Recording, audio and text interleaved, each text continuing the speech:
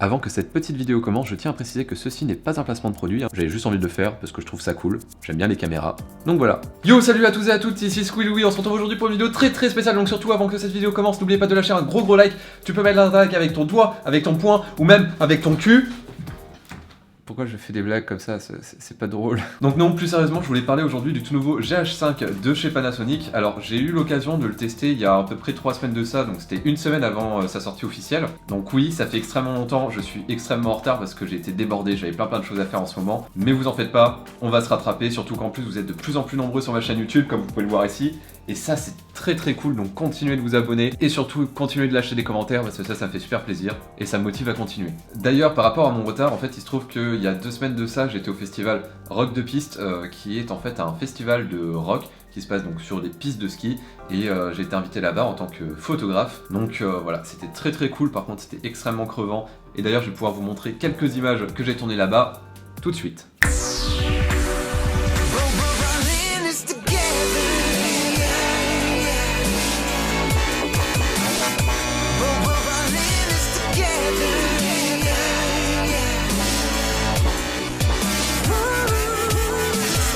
Comme vous le savez sûrement, Panasonic a toujours su mettre la barre très haut en termes de matériel vidéo semi-professionnel et surtout à des prix très abordables. Ça a notamment été le cas avec le Panasonic GH4 qui est l'une des caméras 4K les moins chères du marché, et même si le GH4 est bourré de défauts, ça reste une caméra très abordable et qui permet d'avoir une qualité plus que convenable, on va pas se mentir. Et aujourd'hui, Panasonic met la barre encore plus haut car ils viennent tout juste sortir leur nouveau boîtier, le GH5, qui est franchement très cool. Je précise que tout au long de la vidéo, j'ai sûrement comparé le GH5 au GH4 parce que c'est la même gamme, donc comme ça pour bien mettre en avant les améliorations qu'il y a eu, et des améliorations, il y en a pas mal, et il y en aura encore plus car Panasonic a décidé de faire des mises à jour qui vont arriver tout au long de l'année, dans les semestres à venir, et qui vont apporter tout un lot de nouveautés au nouveau boîtier GH5.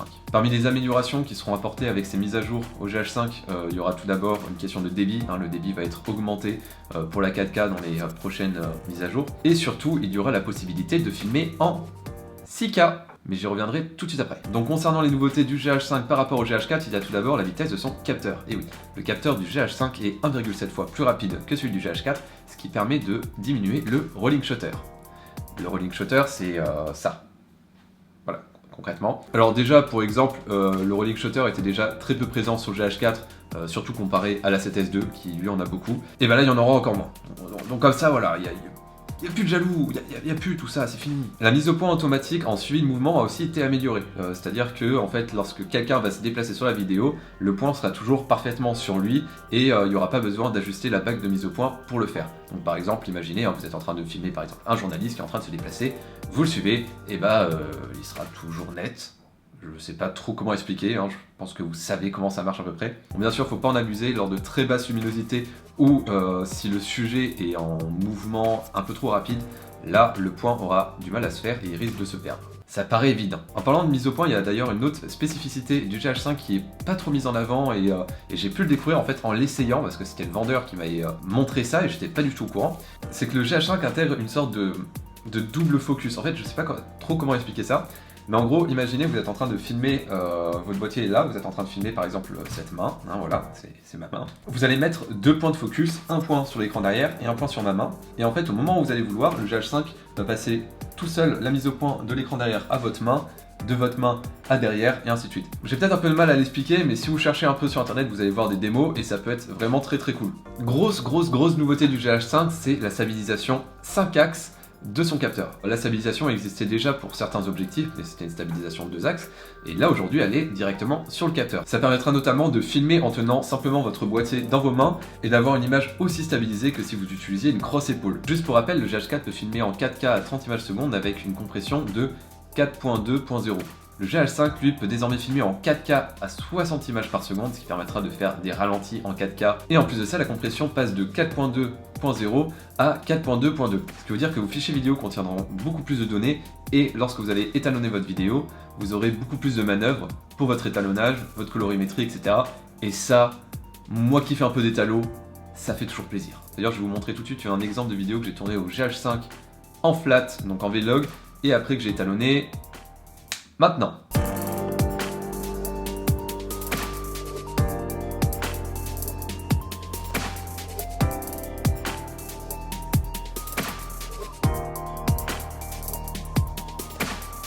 plutôt joli. Autre nouveauté super pratique du GH5, désormais lorsque vous allez tourner en vlog, donc avec un profil flat avec votre GH5, il sera possible d'afficher directement sur l'écran le rendu avec un LUT. Juste pour expliquer rapidement ce qu'est un LUT, lorsque vous allez tourner en vlog, donc avec un profil flat, votre image va être un peu grise, avec très peu de contraste, etc.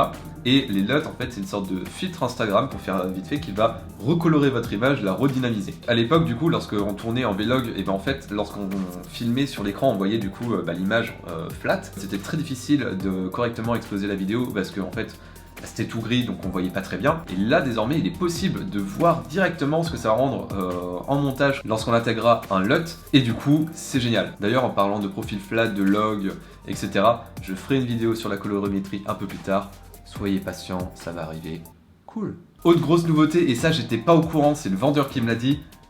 Le GH5 sera capable de filmer en 6K. Alors, c'est un peu compliqué parce qu'il sera pas totalement capable de filmer en 6K, c'est plus complexe que ça. Vous vous souvenez de la vidéo que j'ai faite juste avant sur les formats? Et bah si tu l'as pas vue, tu vas la voir maintenant, tu mets celle-là en pause et tu vas la voir parce que je vais me servir de ce que j'ai expliqué avant pour vous expliquer la 6K du GH5 maintenant. Vas-y, clique. Dépêche-toi, j'ai pas que ça à faire, poteau. Le GH5 sera capable de filmer en 6K, oui, mais seulement en anamorphique. C'est-à-dire que dans la mise à jour qui arrivera, je crois, cet été, le GH5 sera capable d'utiliser l'entièreté de son capteur, donc un capteur format 1.33, et du coup, à la fin, vous allez vous retrouver avec une vidéo 6K.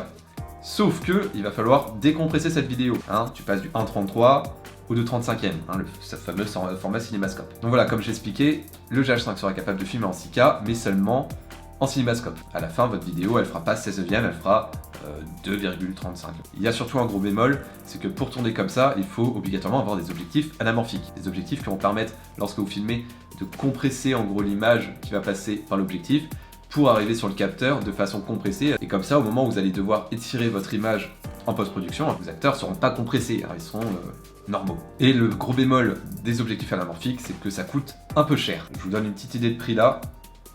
Voilà. Pour les deux dernières nouveautés que je trouve très cool sur le GH5 a désormais 2 slots SD, ce qui permet d'avoir 2 cartes SD branchées en même temps dessus. Et le GH5 n'aura plus de crop factor, parce que pour ceux qui avaient un GH4 ou qui ont déjà tourné avec un GH4, vous savez sûrement que lorsque vous tournez en 4K, la vidéo va être croppée. Il y aura une sorte de crop factor dans l'image, à l'inverse de la 1080p. Et bah là, sur le GH5, lorsque vous allez tourner en 4K, et bah il n'y aura plus ce crop factor. Voilà, donc voilà, c'est à peu près tout pour cette présentation très rapide du GH5. Je vais recommencer du coup à faire des vidéos, là c'était une petite pause parce que j'avais beaucoup de taf, mais là c'est bon, j'ai fini donc je vais pouvoir y aller. Donc comme vous le savez, on se retrouve tous les dimanches pour une nouvelle vidéo, donc je vous dis à dimanche prochain pour une nouvelle vidéo. N'oubliez pas de laisser un petit pouce bleu avant de quitter celle-ci, je vous fais des gros bisous, ciao.